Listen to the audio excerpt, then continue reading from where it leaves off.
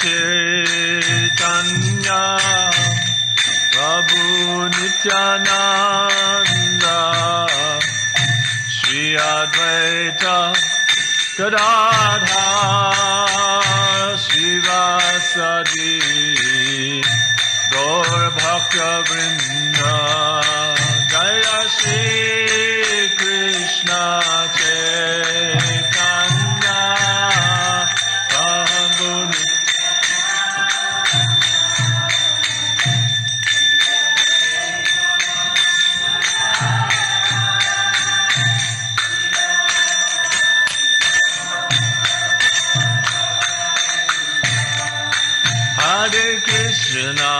Hare Krishna, Krishna Krishna, Hare Hare, Hare Rama,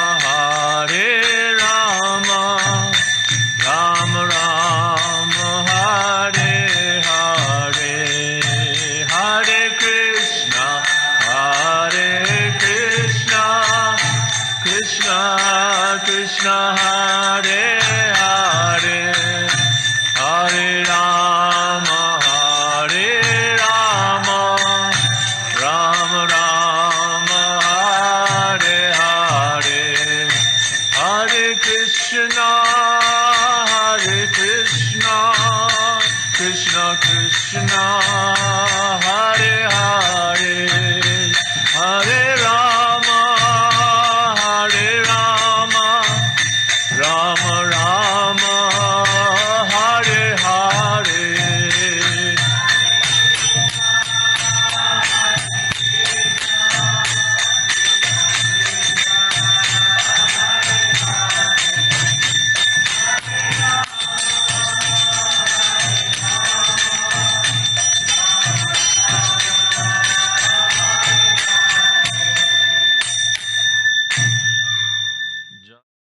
Tadvilokya vyadvyapi Pushkaram yadadhishtatam. Sorry, my mistake. Pushkaram yadadhishtitam. Anena lokan praglinan. Kalpitasmitya chintayat. Tadvilokya vyadvyapi Pushkaram yadadhishtitam Anena lokan praglinan Kalpitasmitya chintayat.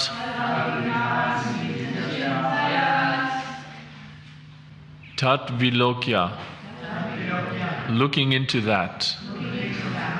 Vyadvyapi, extensively widespread.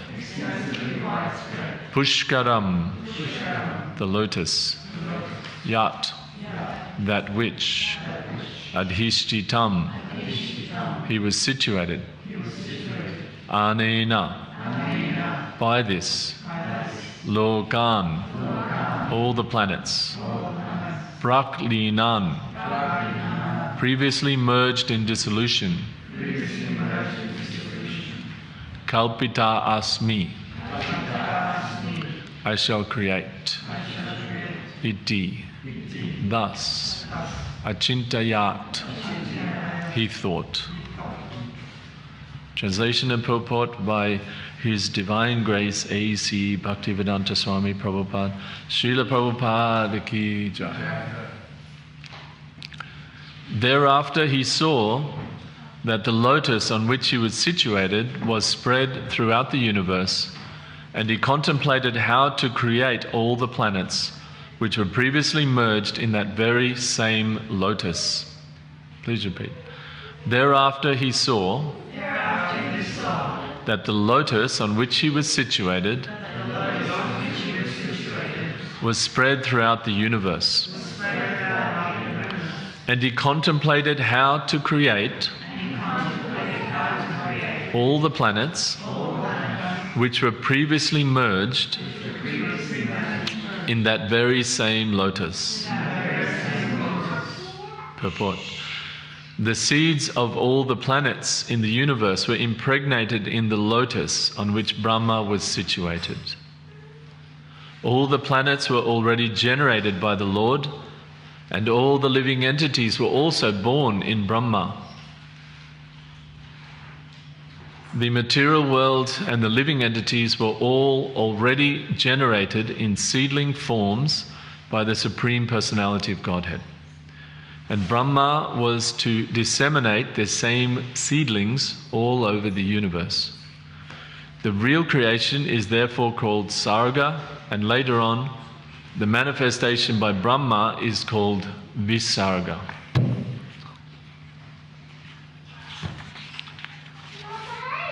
I'm going to read the next verse as well. Translation. Thus engaged in the service of the Supreme Personality of Godhead, Lord Brahma entered into the whirl of the lotus, and as it spread all over the universe, he divided it into 3 divisions of worlds and later into 14 divisions. Lord Brahma is the most exalted personality in the universe. This is text 9. Because of his causeless devotional service unto the Lord in mature transcendental knowledge. He therefore created all the 14 planetary divisions for inhabitation by the different types of living entities. Purport. The Supreme Lord is the reservoir of all the qualities of the living entities. The conditioned souls in the material world reflect only part of these qualities, and therefore they are sometimes called pratibimbas. These pratibimba living entities, as parts and parcels of the Supreme Lord, have inherited different proportions of his original qualities. And in terms of their inheritance of these qualities, they appear as different species of life and are accommodated in different planets according to the plan of Brahma. Brahma is the creator of the 3 worlds, namely the lower planets called the Patala Lokas, the middle planets called the Bhur Lokas, and the upper planets called the Svalokas. Still higher planets such as Mahaloka, Tapaloka, Satyaloka and Brahmaloka do not dissolve in the devastating water. This is because of the causeless devotional service rendered unto the Lord by their inhabitants, whose existence continues up to the end of Dviparardha time, when they are generally liberated from the chain of birth and death in the material world. Om Ajnana-timirandasya Gyananjana-shilakaya Chakshurun militam jena Tasmai Shri Gurave Namaha. Nama Om Vishnu Padaya Krishna Pristhaya Bhutale Srimate Bhaktivedanta Swami Niti Namine. Namaste Saraswati Deve Gauravani Pracharine Nirvishesha Shunyavadi Paschatya Deshatarine. Jaya Sri Krishna Chaitanya Prabhu Nityananda Shri Advaita Gadadhara Srivasadi Gaura Bhaktavrinda. Hare Krishna, Krishna Krishna, Hare Hare, Hare Rama, Rama Rama, Hare Hare.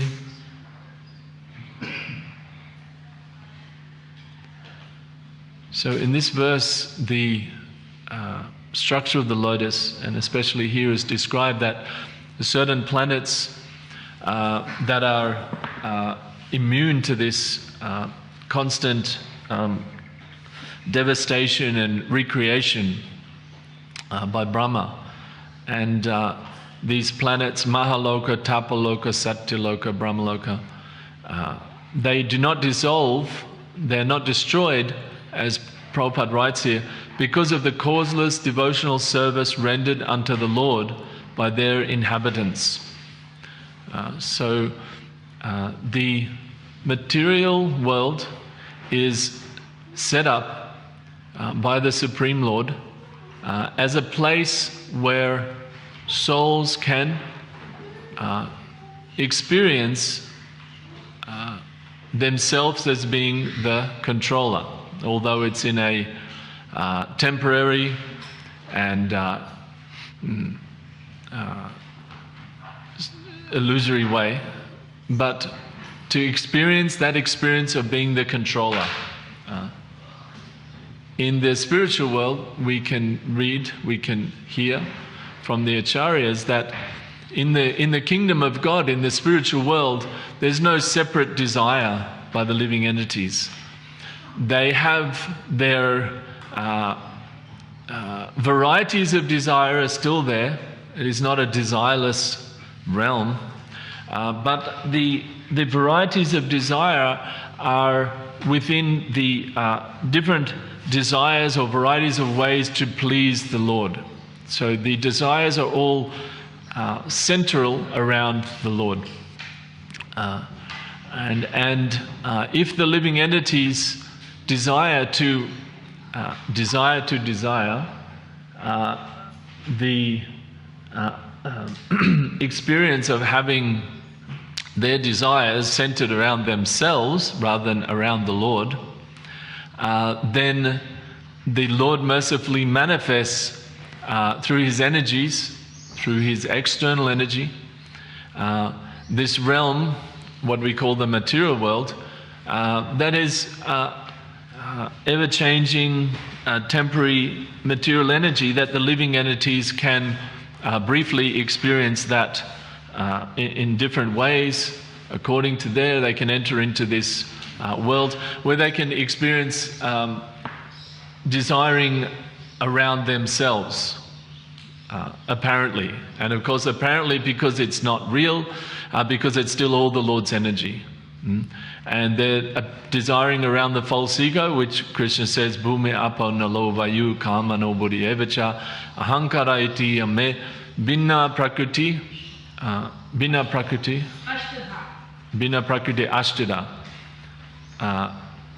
So he says, Bhume apo nalo vayu kama no buddhi evacha ahankara iti ame binna prakriti ashtida. Then he says, aparya mitastanyam Prakritim vidi me param.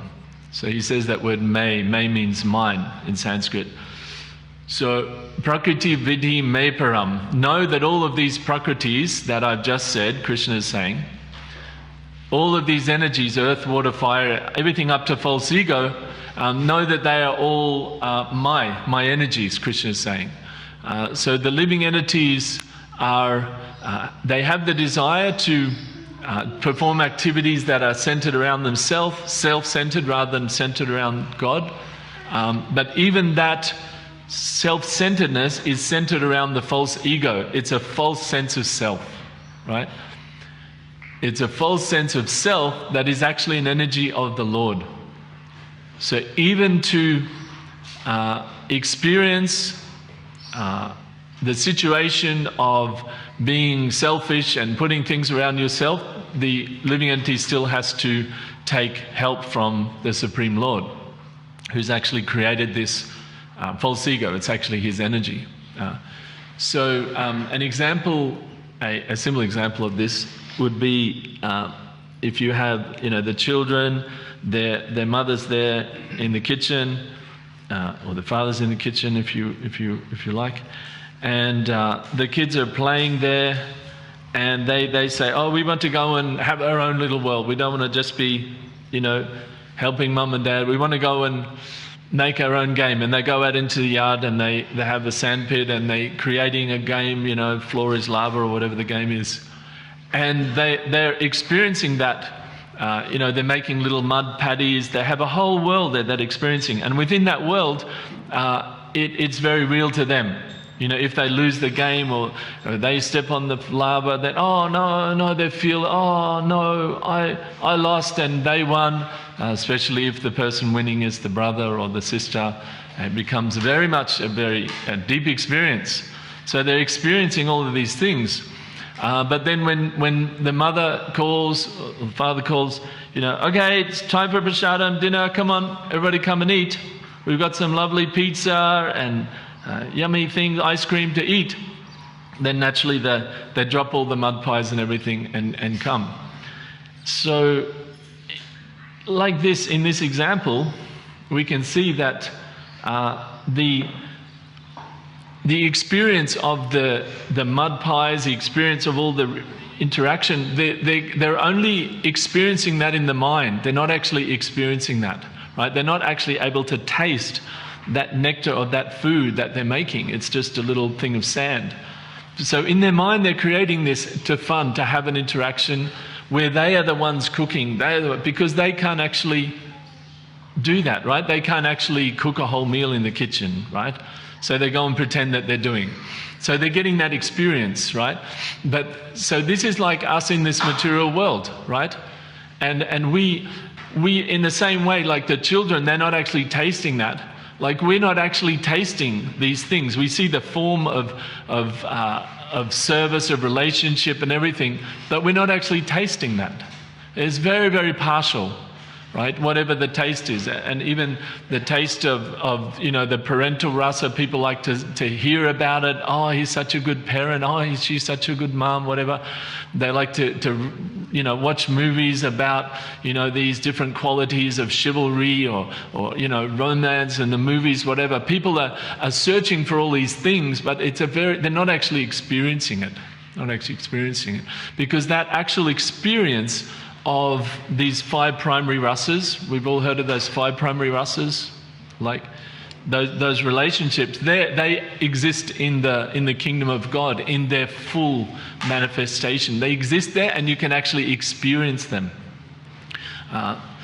So like that, it's another example is given of the tree, right? The tree is there, and you see the mango tree next to the lake, right? And you're looking at the reflection of it, and you can understand something about the tree. You can understand, oh, the mangoes are yellow. Oh, yes, the tree has green leaves. But there's quivering of the lake that distorts that reflection, right? So like that, this world is a reflection of the spiritual world. It's a reflection of it, and it's a distorted reflection. Right? We can understand something about the spiritual world, that there's relationships and so forth there, but we can't understand everything. And the real thing is we can't taste that. The conditioned soul can't actually taste what is that. You can't go to the reflection and taste the mango like that. So as described here, however close we get to that spiritual reality, just like the sages on Mahaloka, Tapaloka, they're because of the causeless devotional service rendered unto the Lord. So because of that causeless devotional service, they're coming closer to the actual spiritual reality.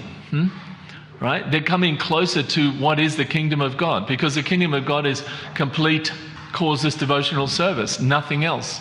There's just purely trying to please the Lord in spiritual bliss, in spiritual love.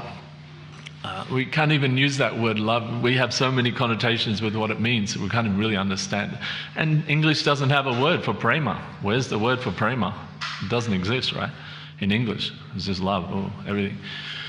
But this pure divine affection that the soul has for the Supreme Soul, this is completely manifested in the spiritual world. And so in the material world, the closer you come to that, the closer you come to eternality, the closer you come to satisfaction, to actually understanding, to actual spiritual satisfaction. So these higher planets, they are the, you can see here, Prabhupada says, generally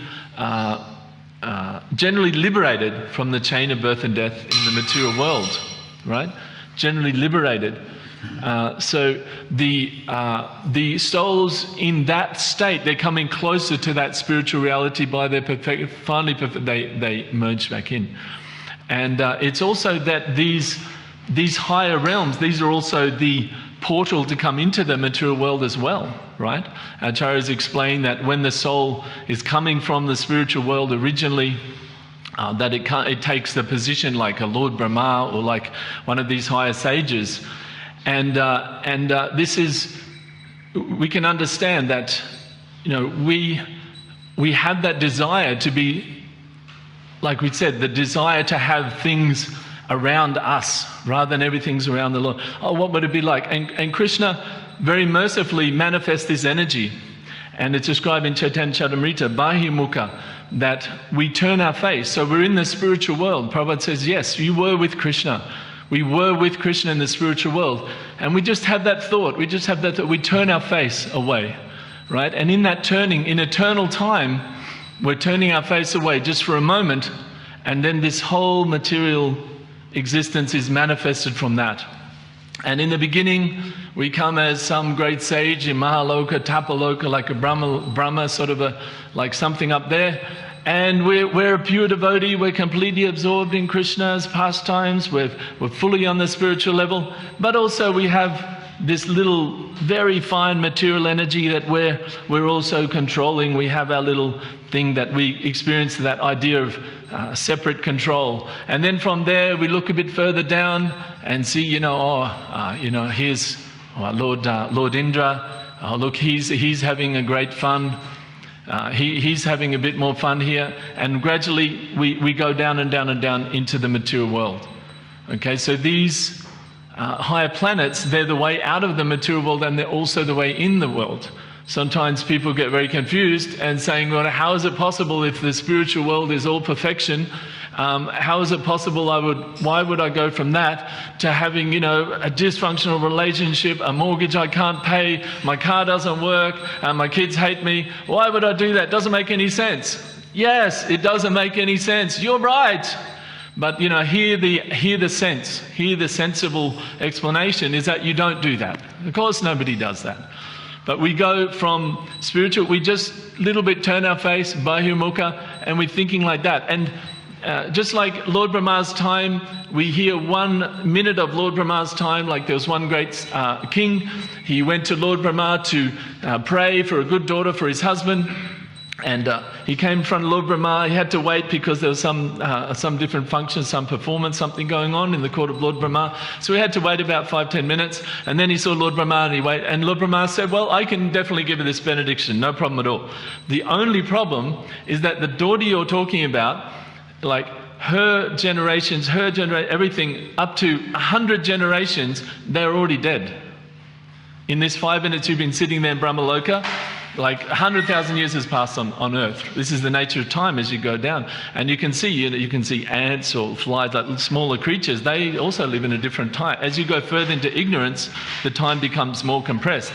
You try and smack an ant, he's like, no, wait, buddy. It's like you started your hand at like 2 o'clock and it was going to hit here at 4 o'clock. He has 2 hours to get out of the way.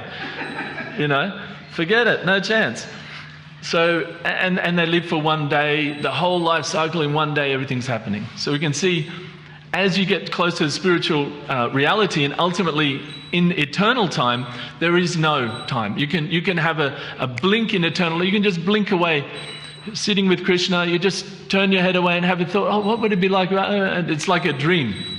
We can experience in this world too, that we can sit, fall asleep for just 30 seconds, and all these things come, and it's like, oh wow, I thought there was like a whole lifetime. I was asleep for like 1 minute.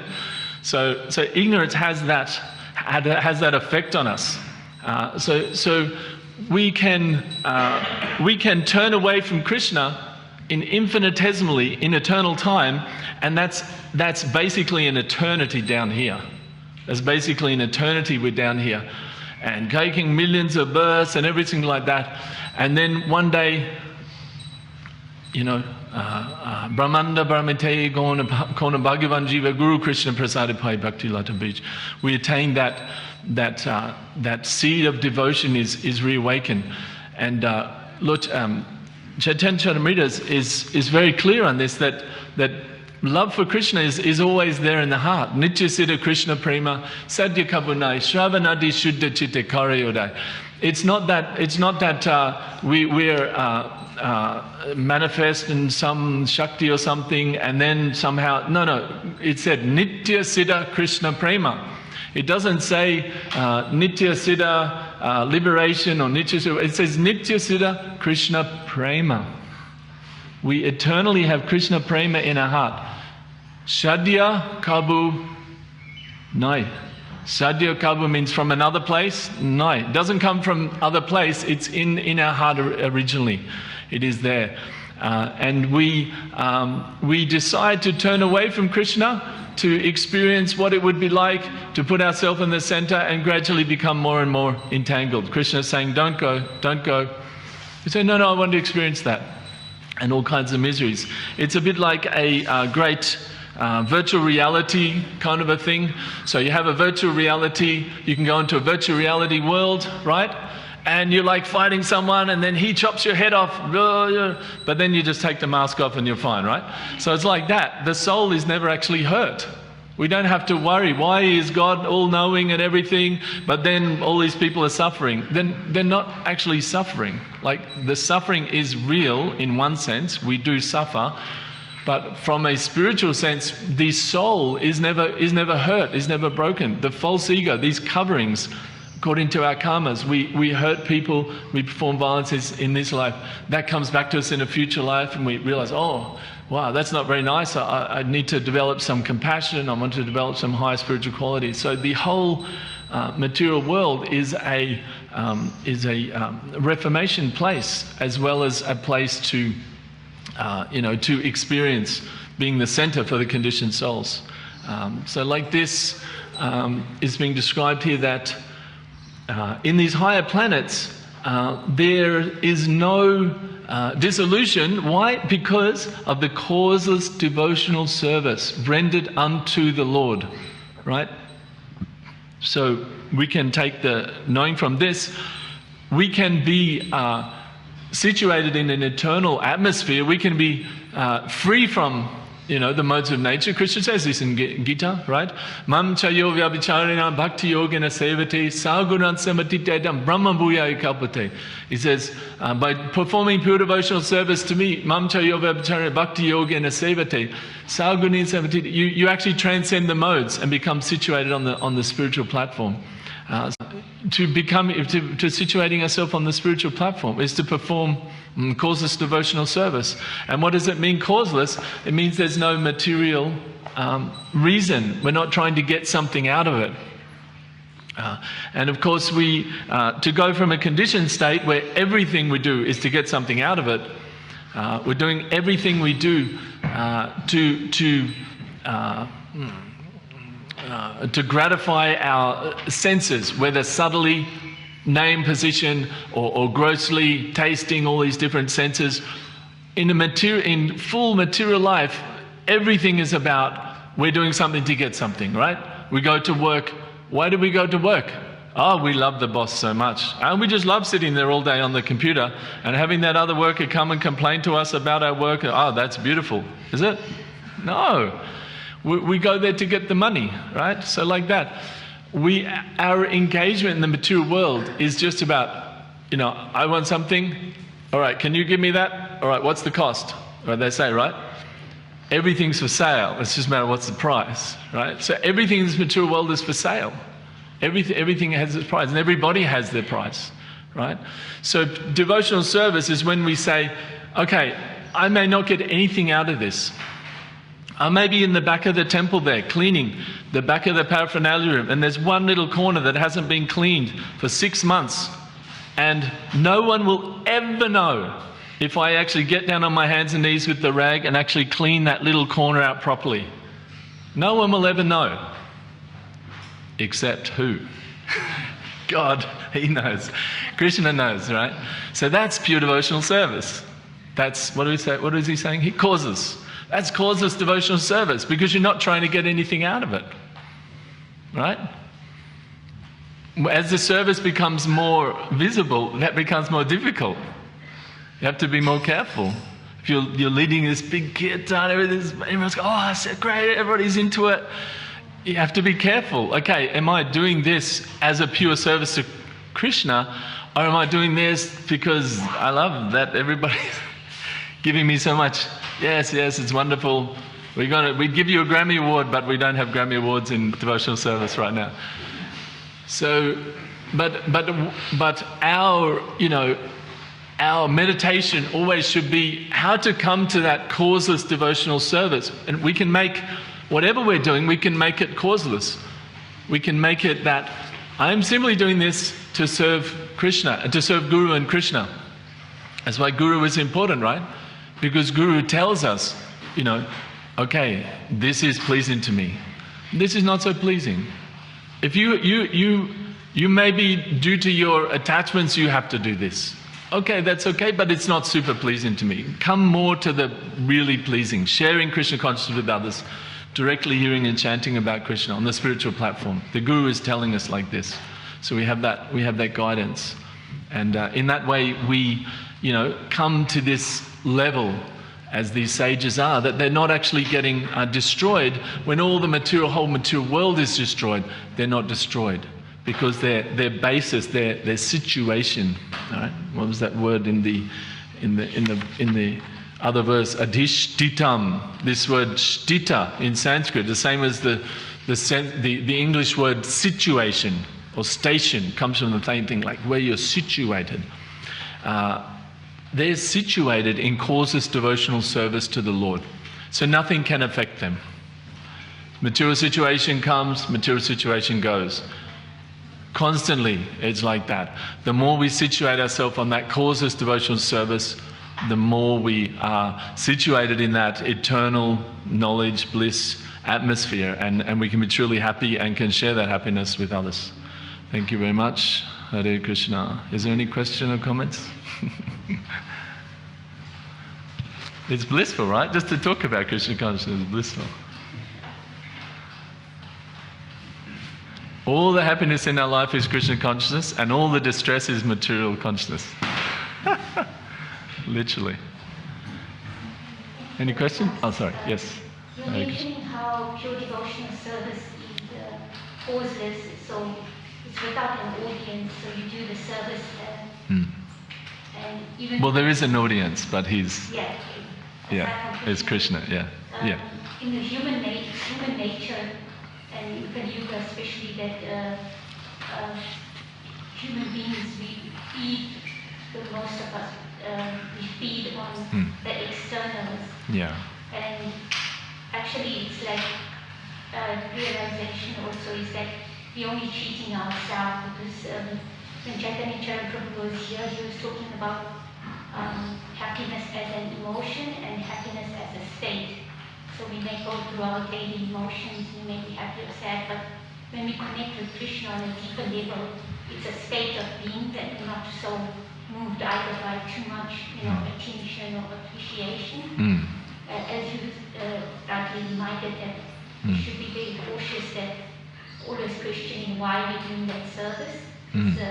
Sometimes also we see and we might get irritated, because that's also that quality in us that when it's a festival time, then we are not, like certain people just want to run it, they want to lead the theatre, they want to do that, they want to be in the forefront. But then we only cheat ourselves, because if we don't regularly do this, even just once a week or once a fortnight, and then just want to come, even though it's good to do extra on festival days, it's kind of, how does that work? Like, on festival days, it's the mother of devotion, you get extra mercy. But at the same time, would you say it's kind of like a shortcut? That we shouldn't do the other? For ourselves or for other people? For ourselves. Oh, for ourselves. So the question is, for ourselves on a festival day, should we not do extra? No, I'm saying that, I guess also maybe also observing sometimes when people come, they're enthusiastic sometimes also to do the so-called romantic services that are at the forefront, which has an audience. Yes. But then the service that is really needed is like chopping the veggies in the background. Yeah. And even though that's still recognized, but at the same time, like I guess for me, I just feel that if we do that, we're only cheating ourselves. If we do what? If we just come and want to be on the special days, because if we really, like even Krishna notices that, so it's in human nature also, that to the degree of one surrender, to that degree Krishna reciprocates. So we have a bit of that propensity because it's in the original person when you notice. Which propensity? Which propensity? A bit of what? Noticing, That to be noticed by other people. To the degree of one's surrender to that degree, Krishna reciprocates. So it's also human nature. When you see someone who's sincere and genuine, you want to reciprocate with them, even though they may not be successful externally.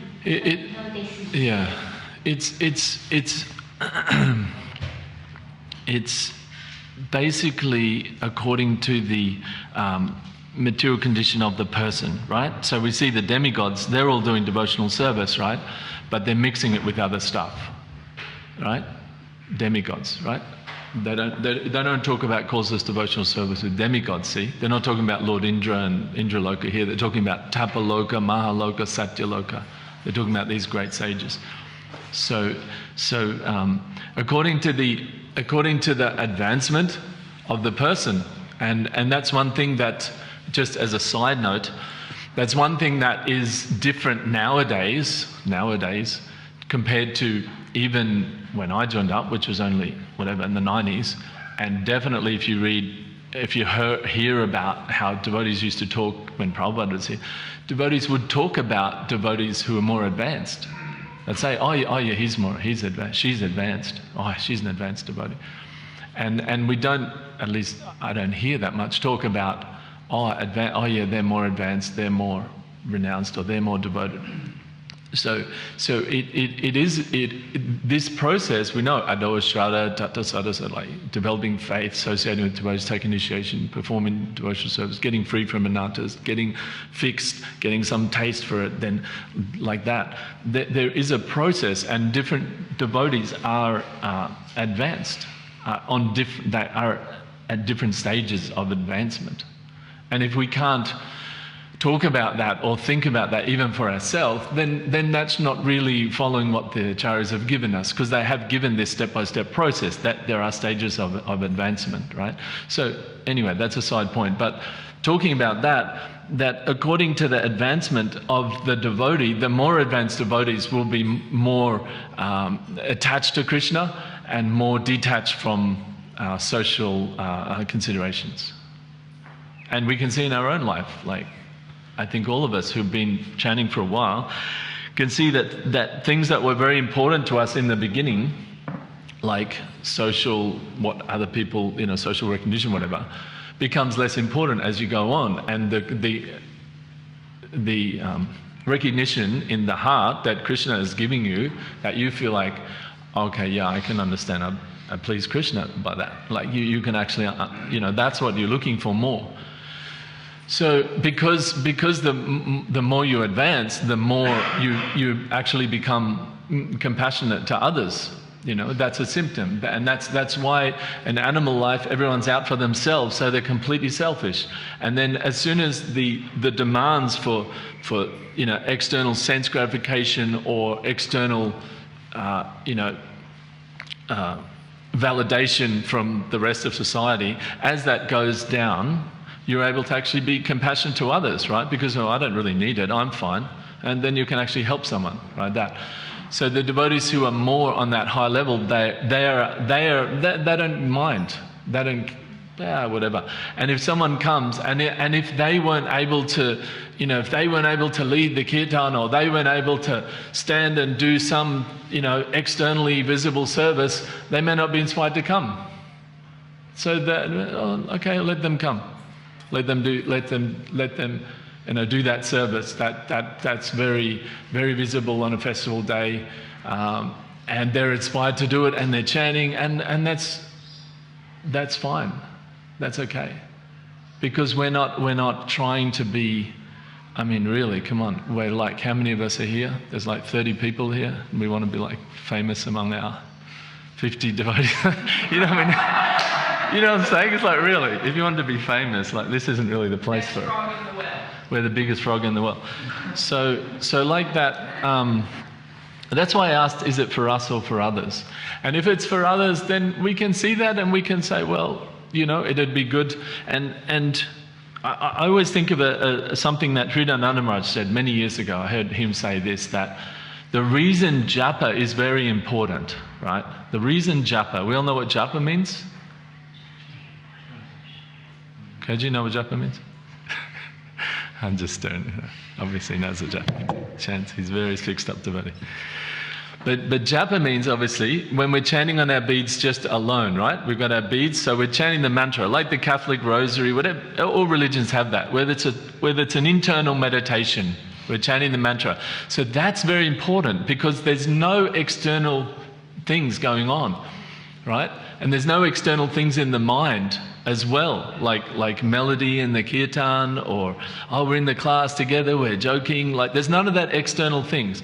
There's simply you and the mantra.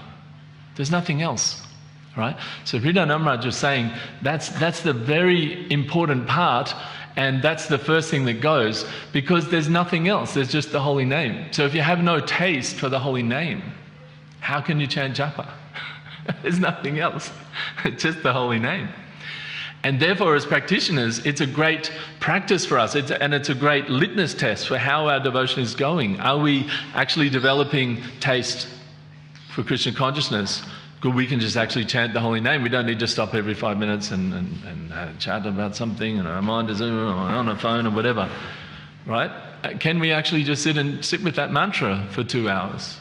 So for us as practitioners, it's also a way to cause this devotional service, the mantra, with nothing else. So for devotees who are advancing, that's the real issue. That's the real issue, is how are we developing taste for the holy name? And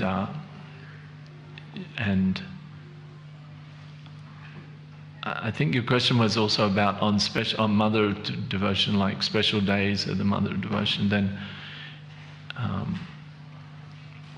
I remember Sankarshan Nitai was recently talking about the service of doing the Navadvip Parakram, and all the brahmacharis in Mayapur do that. So all the Western devotees and from all around the world come, and they spend their whole parakram. They're not in the class, they're not in anything, because they're always a day ahead. They're like a day or 2 days ahead, preparing the camp, whatever, making the cooking thing, chopping, getting the wood, everything. And then they just go like that the whole time. But that's their service, and they're actually getting the highest mercy, the highest benefit, because they're facilitating all those other conditioned souls, devotees, mixed devotees to engage in service. So like that, yeah. Is that sort of what the question is? That? Yeah. So basically, always being interested. Yeah, for us. I mean, the basic rule is that it's the science of self-realization. You know, like if we go to the bookshelf there, I didn't see yet the book that says the science of the other guy realization. It might be there, I just haven't seen it yet.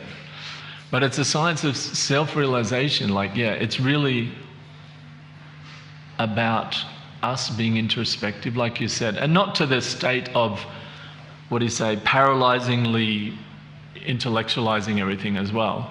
Like, we have to let devotional service flow. But what does Krishna say? Anushilanam? No. What's that word? Janma mrityu jara vyadi dukkha dosh anudarshanam. Right? Anu means like coming close to, or almost, something like that.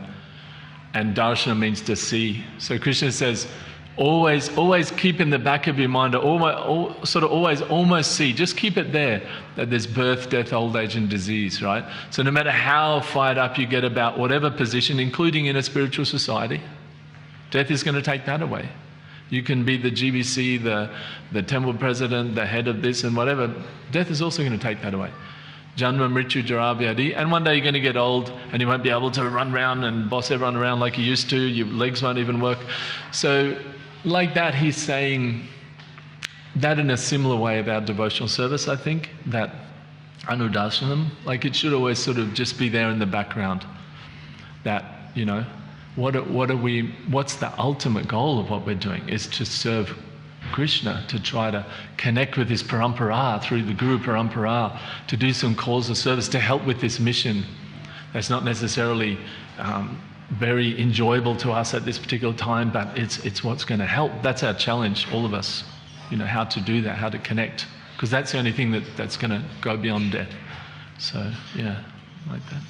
Yeah. Thank you for the question. Yes, brother. Haribo.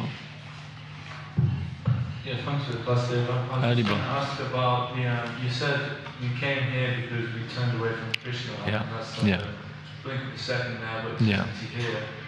Yeah. And then you also said that we came first as sages and we just had that thing on the side, material control. Yeah. I was just wondering how we can, from where our position we're in now, go to back to Krishna, even though we've got so much illusion and stuff going on. We've got like maybe the tiniest bit of Krishna with us at the moment, whereas when we were kind of sages, we had all Krishna and just a little bit of that. But then it's kind of like we're so illusioned now. How is it going to just turn us around again? Yeah, that's why this society that Prabhupada's created, this international society for Krishna consciousness, has like 500 temples all around the world, and there's thousands and tens of hundreds of thousands of devotees who are all chanting and all focused on that goal of reawakening Krishna consciousness. So we have to take shelter of that very closely. Because like you said, we have so many other desires, and then we have one desire, oh, this Krishna consciousness, wow, this is something different. Wow, let me cultivate that. But if we're not very, very careful and keep within that association, physically, mentally and emotionally, and learn how to deal with the different challenges that come with living in a society of devotees, to be able to stay there for decades, to stay at in that society, to accept a spiritual master, to stay with that spiritual master, whatever when we take initiation, to stay there. We have to develop the ability to do that. That's what's going to take us back to Godhead. That's the general thing. There may be mercy cases, but that's the general process. Because we're not, like you said, we're not on Satyuga, Satyaloka. And as soon as we drive out of here, and even here, within here, we've all got phones, it's just everywhere. But there's special benediction of Lord Chaitanya. I'll just finish this a little bit. Lord Chaitanya's special benediction in this age of Kali, simply by chanting, by associating, by doing this very simple process, we can actually make incredible spiritual advancement. Yeah. But then we also had like if you said we first came as sages, then we would have had so much like of Krishna with us. How Yes. we have fell all the way to the depths of illusion. Just gradually. Just like someone has a really good family, have lost so much money, their parents are really like, everything's nice with their life. And some people just dabble in a bit of, intoxication. And then from there they get in some bad association, and then they start gambling, and then all of a sudden they're like on the street, in jail. How is that possible? Well, because we're all people. We all make decisions. And if we repeatedly make bad decisions one after another, we can go from a very nice situation into jail, in solitary confinement in a jail, which is hell on earth. We can go, any of us could just walk out today and go, I don't accept this government, I don't know, whatever, and just start going around, stealing things and beating people, whatever, and they'll lock you away, and they'll say, if you do this again, we'll lock you away again. Oh, I don't care, I'm going to do it. And eventually you will end up, so you can say, well, how is that possible? This guy is living in Australia, he sent a link, everything with that, but he ends up that. The same thing. But the difference on the way back is you have the bitter experience. From up there it all looks wonderful. Oh, look at Lord Indra. Oh, that looks pretty good. But once you've been here, Prabhupada said, once you go back, theoretically, you can always come back. You can go back to the spiritual world and come back again. Theoretically, because we have free will. God has given free will. That's why he says that verse, right? Bhuma 7:4-5. What is that verse? 7:6 Bhagavad Gita. What I said before. Earth, water, fire, ether. They're all separated material energies. Bina. He said they're separated energies. But then apariyam itasvanam prakriti jiva, but the living entity. That's a different energy. That's actually connected to me. So he gives us that free will that we're people. We can ultimately do. Otherwise. Not, it's not fun. You know, it'd be like having a parent of, 5 MacBook Pros or something. Mostly they do what you want them to do. But it's not the same as having children who actually grow up and have their own desire and different things. It's like, wow, that's amazing. So Krishna always gives us, we have our desire. He's created people, not just things. Yeah? Okay. Good philosophy, right? Yeah. Yes, bro. Hare Krishna.